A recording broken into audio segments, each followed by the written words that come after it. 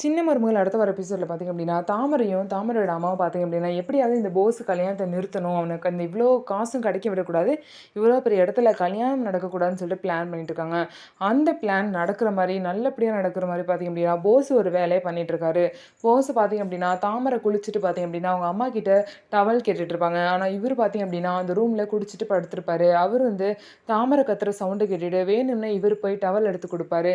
குடுத்துட்டு கதவு பின்னாடி ஒளிஞ்சுப்பாரு. அப்ப தாமரை உள்ள வந்தோனே, "என்ன யாருமே இல்ல. யாரோ நம்மள பார்க்குற மாரியே இருக்கே!" அப்படின்னு சொல்லிட்டு தாமரைக்கு டவுட் வரும். அதுக்கப்புறம் பார்த்தா போஸ் வந்து கதவு பின்னாடி இருப்பாரு. "மாமா நீங்களா? நீங்க என்ன பண்றீங்க இங்க?" அப்படின்னு சொல்லிட்டு கேட்பாங்க. "கத்தாத தாமரை கத்தாத. உன்ன எனக்கு ரொம்ப பிடிக்கும் தாமரை. நான் சும்மா எதார்த்தமா இங்க வந்தேன். நீ கத்திட்டு இருந்த. அதான் டவல் எடுத்து குடுத்தேன்.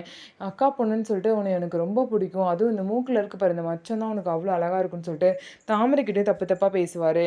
இத வச்சு கண்டிப்பா வந்து தாமரை பார்த்தீங்க அப்படின்னா, போஸோட கல்யாணத்த எப்படியாவது நிறுத்தலாம்னு சொல்லிட்டு பிளான் பண்ண போறாங்க. ஸோ என்ன நடக்க போகுது? போஸ் கல்யாணம் வந்து நடக்குமா, நடக்காதான்னு சொல்லிட்டு வெயிட் பண்ணி பார்க்கலாம். போஸ் என்னதான் பிளான் பண்ணாலும் பார்த்தீங்கன்னா, அவர் வந்து மருந்து எடுத்து குடுக்கவே இல்ல. வேற யாரோ தான் மருந்து எடுத்து குடுத்துருக்காங்க அப்படிங்கிற விஷயம் வந்து சேதுபதிக்கு தெரிஞ்சிருச்சு. இத வச்சு கண்டிப்பா போஸுக்கு அந்த காசும் கிடைக்க விடாம பண்ணிறலாம். கல்யாணத்தையும் நிறுத்திறலாம். ஸோ இதுக்கப்புறம் என்ன நடக்க போகுதுன்னு சொல்லிட்டு வெயிட் பண்ணி பார்ப்போம். நம்ம வீடியோ உங்களுக்கு பிடிச்சிருந்தா நம்ம வீடியோவ லைக் பண்ணிக்கோங்க. மறக்காம நம்மளோட சேனல சப்ஸ்கிரைப் பண்ணிட்டு பாருங்க.